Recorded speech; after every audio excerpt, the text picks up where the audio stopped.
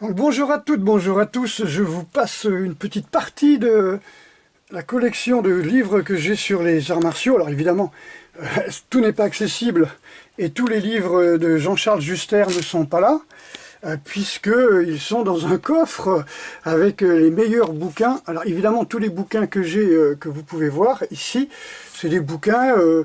voilà, c'est pas pour moi les meilleurs, c'est des bouquins que j'avais achetés pendant des années et qu'en fin de compte, que je considère comme étant des livres sur les sports de combat, plus que sur les arts martiaux. Et donc, voilà, je vais rebondir sur ce que j'ai commencé à dire hier, hein, parce que on ne sait pas de quoi on parle souvent, hein, quand on parle d'arts martiaux. Alors j'ai pris des notes, j'espère que j'aurai pas beaucoup de reflets. Voilà, je tiens la caméra d'une main. Donc j'ai parlé hier de Funakoshi Gishin. Est-ce que Gishin Funakoshi a adapté son karaté au japonais? Moi je pense que oui. Hein. Bon, c'était un okinawayen, mais qui était vraiment tout à fait en pamoison, comme je dirais, en pamoison. En regardant les samouraïs, les japonais, c'était un fan de Takamori Saigo, donc un résistant japonais traditionnel. Donc voilà, c'était un okinawayen, mais qui lorgnait quand même beaucoup vers le Japon, qui aimait bien les Japonais. En gros, c'est comme un Algérien qui serait complètement fou des Français à l'époque napoléonienne, hein, après avoir été envahi. Gazé, tué, massacré, enfin bref, c'est quand même quelqu'un qui aimait beaucoup le Japon. D'ailleurs, il a été au Japon son karaté certainement a été adapté. On parlait d'un kata qui avait été coupé en 5 pour pouvoir faire 5 katas. Enfin, je sais pas si c'est lui qui l'a fait. Il a créé le Shotokan, donc son propre style à lui. Et son fils, qui s'appelait Jigo, qu'on appelait Yoshitaka au Japon, hein, pour avoir un nom japonais. Et ben effectivement, lui. C'était quelqu'un de très malade, donc très très sec, qui souffrait beaucoup et qui a créé le karaté qu'on connaît actuellement, le karaté Shotokan moderne, qui a servi, comme je disais, à faire des cours à la Kempeitai, donc la Gestapo japonaise, quoi. Donc je trouve ça un petit peu bizarre, c'est que ce karaté-là nous a été emmené en Europe par les Yakuza, hein, surtout. Hein. On nous a envoyé des Yakuza, hein, tout. Voilà, extrême droite et Yakuza, tu vois, ceux qui ont parlé du Bushido, des samouraïs, mais tous les Yakuza aiment bien ça. Hein. Quand vous regardez les reportages sur les Yakuza, les plus riches, ils ont des armures japonaises, ils ont des collections de yari, de sabres et tout ça, alors que, en fin de compte, Yakuza, c'était tout sauf des samouraïs. Hein. C'était Yakuza, vous connaissez Yakuza, ce sont les 3 cartes perdantes d'un jeu japonais, d'un jeu de cartes japonais. Quand vous avez ces cartes-là, vous êtes perdant. Et tous les films Yakuza, toutes les chansons Yakuza des années 60 sont des chansons qui parlent justement que les Yakuza sont des perdants, sont des gens qui n'ont pas de chance, et des gens qui sont à l'écart de la société. Et j'ai connu Gérard Javon qui m'avait expliqué, quand il était au Japon chez Maître Egami, tous les soirs, ils allaient dans des bars à karaoké, des bars où les gens étaient tatoués et à qui il manquait le petit doigt, quoi. Donc des bars à Yakuza, pourquoi? Parce que faudrait quand même un jour se poser la question. Egami, Kazé, et je ne sais plus comment s'appelle le deuxième, donc étaient des assistants ou des élèves de Yoshitaka Funakoshi, était très très lié au système Yakuza. Et d'ailleurs, Gogen Yamaguchi, quand la fédération japonaise, pléonasme, fédération japonaise de karaté a commencé à demander à celui qu'on appelait le chat, hein, de venir faire passer dans la fédération, ce serait bien que tu viennes dans ta fédération. Et Yamaguchi Gogen dit non, moi j'entraîne surtout des Américains, il n'y a pas de problème, voilà. Et puis en fin de compte, je lui dis pourquoi j'irai à la fédération? Il lui dit parce que tu auras une assurance, etc. en cas de pépin. Et il a dit non, c'est bon. Et puis en fin de compte, son dojo a brûlé, vous voyez. Donc c'est vraiment les Yakuza. Et beaucoup disaient, surtout avec le Kyokushinkai par exemple, et Young Choi, je sais plus, Oyama, voilà, il se faisait appeler Oyama, le coréen. Pareil, un Coréen qui adorait le Japon, qui s'est fait appeler par un nom japonais, hein, Oyama, en sachant que c'était une colonie japonaise, comme la Corée était une colonie japonaise, comme comment on peut dire, Okinawa, les Ryukyu sont devenus une province japonaise annexée par le Japon. Voilà, de force, tout ça, hein, donc on est dans les capots, là, on est dans les comment on appelle ça, les personnes les collabos, quoi, hein, quand même. Bref, eh bien, quand on voit les récits justement sur l'histoire de cette école, Kyokushinkai, qui est quand même du karaté assez violent, assez fort, où il y a beaucoup de boxe quand même, beaucoup de contacts, hein, et il expliquait que ils allaient mettre des affiches comme ça chez les commerçants. C'était les Yakuza qui mettaient les affiches de compétition et les publicités pour le karaté des dojos du coin, quoi. Donc quand même, ça veut dire ce que ça veut dire. Hein. Ils disent pas, est-ce que je peux mettre une affiche? Il dit, on met une affiche, on nous file le pognon et on s'en va, quoi. Donc c'est vraiment comment on appelle ça, comme dit la mafia, quoi. On leur fait des propositions qu'ils ne peuvent pas refuser. Donc Yoshitaka, le fils de Funakoshi Gishin, qui est mort à 39 ans d'une pneumonie, donc c'est quelqu'un qui était très malade, et en fin de compte, voilà, c'est un fan de Iaido, un fan de Kendo, voire Iaijutsu, donc il était très très dans l'image du samouraï traditionnel et du Bushido. Voilà, donc il a créé un Shotokan très très rigide, très voilà, extrémiste, quoi. Ce qui a donné toute l'extrême droite, ultra nationaliste, ultra militariste. Et c'est ce karaté qui nous a été transmis par les Yakuza. Donc maintenant, j'aimerais parler vite fait, en quelques secondes, de ce que l'on appelle les arts martiaux, parce que les arts martiaux, on sait très bien que c'est une mauvaise traduction, c'est une traduction, comme on dit, américaine, martial arts, et nous on a dit les arts martiaux. Sauf que les arts martiaux...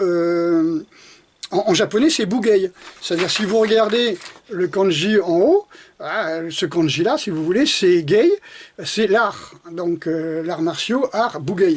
Faut pas que je crie parce que ça... voilà, c'est pas terrible pour la caméra.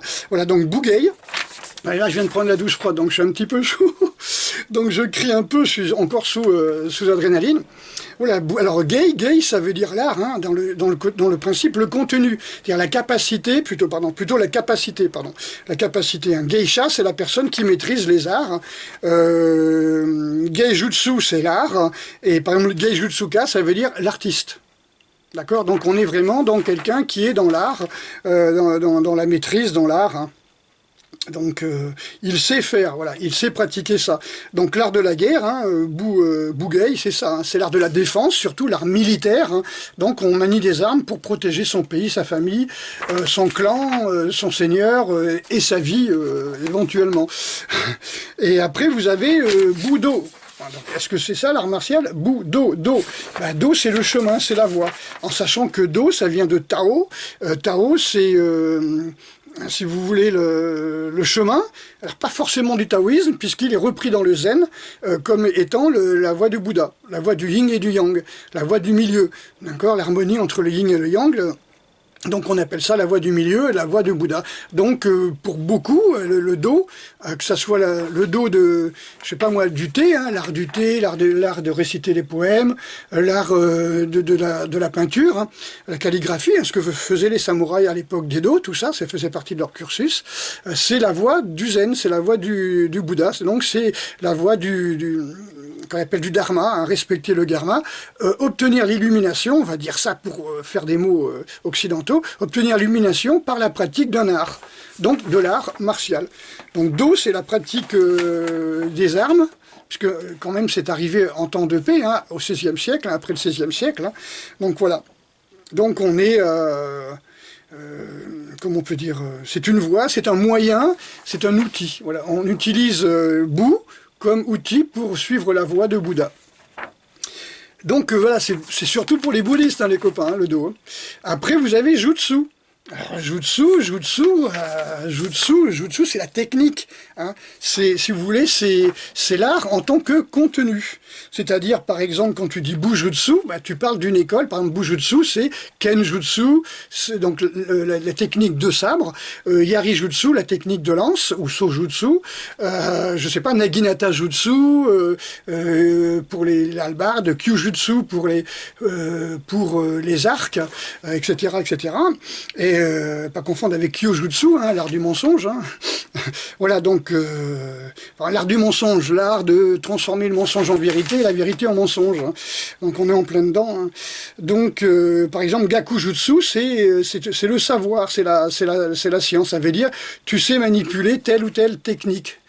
Voilà. Donc par rapport à Gei, Gei qui était l'art de manier correctement quelque chose, Jutsu c'est le contenu, c'est la spécificité. Donc Bugei utilisait des bujutsu. D'accord, quand on parle des Bugei Juhapan, c'est-à-dire des 18 disciplines, Bugei Juhapan, des 18 disciplines de l'art martial, on parle de Kenjutsu, de Sojutsu, de tous les jutsu. Donc les jutsu font partie du Bugei.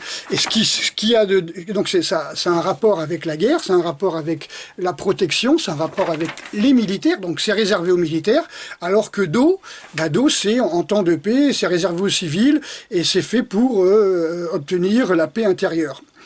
Sauf que non, les Japonais, comme Kano au départ, en ont fait des sports.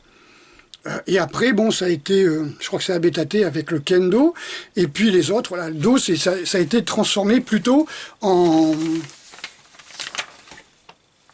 non pas en voie bouddhiste, mais en sport.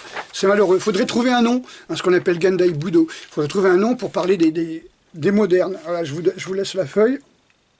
Si vous voulez faire une copie d'écran, pour bien comprendre cette histoire. Alors ça vient des dictionnaires japonais, donc encore une fois je n'invente rien. Alors ce qui est marrant, c'est que quand j'explique avec des gens qui me prennent le chou, qui sont pourtant des intellos et qui se prennent pour des philosophes de Krav Maga, de Penchak, karaté ou ce que l'on veut, et qui me disent oui, mais si on s'en tient au sens du mot, oui, un peu quand même. On va quand même se tenir un petit peu au sens du mot. Et après, bon, nous, on est occidentaux et on va prendre les mots, on en fait ce que l'on veut. On a bien dit qu'une geisha, c'était une pute, qu'un samouraï, c'était forcément un guerrier, alors qu'en fin de compte, ça veut dire serviteur. Hein, c'est quelqu'un qui est au service d'un daimyo. Tu pouvais être samouraï sans jamais sortir ton sabre. Hein. T'étais samouraï aux écritures, hein, comme celui qui a écrit comme il s'appelle, Yamamoto, qui a écrit... j'ai perdu le nom. Hagakure Kirigaki, celui qui a écrit le Hagakure, est un fonctionnaire aux écritures, qui n'a jamais participé à une bataille, et il a écrit son Hagakure quand il a pris sa retraite dans un monastère, en interrogeant pendant plusieurs années, 7 ans je crois, des anciens guerriers. Mais on est pratiquement 20 ans, 30 ans, ou je crois 20 ans après la paix, quoi, après les derniers combats, quoi. Voilà, donc... Voilà, méfiance sur ce que l'on appelle le Bushido, méfiance sur quand on vous parle du Bushido avec le karaté, hein, ou le judo, hein, ça n'a absolument rien à voir, ce sont des sports. Hein. Le karaté qui est arrivé en France, c'est un karaté sportif ultra-militariste. Si vous voulez faire du vrai karaté, il faut aller au Okinawa. Regardez les livres et les conférences, les cours, voire les entraînements de Jean-Charles Juster. Lui, lui travaille les styles anciens d'Okinawa, le Nate, Tote, et il travaille surtout le principe de Motobu Shoki. Voilà. Donc, renseignez-vous, rapprochez-vous de Jean-Charles Juster. Pour moi, c'est la personne la mieux, la mieux en place pour parler du Japon et de Okinawa et de l'art martial karaté. Voilà. C'est quelqu'un qui a fait l'INALCO, c'est quelqu'un qui sait parler japonais, qui parle okinawayen, qui est spécialisé dans l'okinawayen et qui a fait énormément de livres sur le sujet. Allez, gros bisous à toutes et à tous. Training maintenant.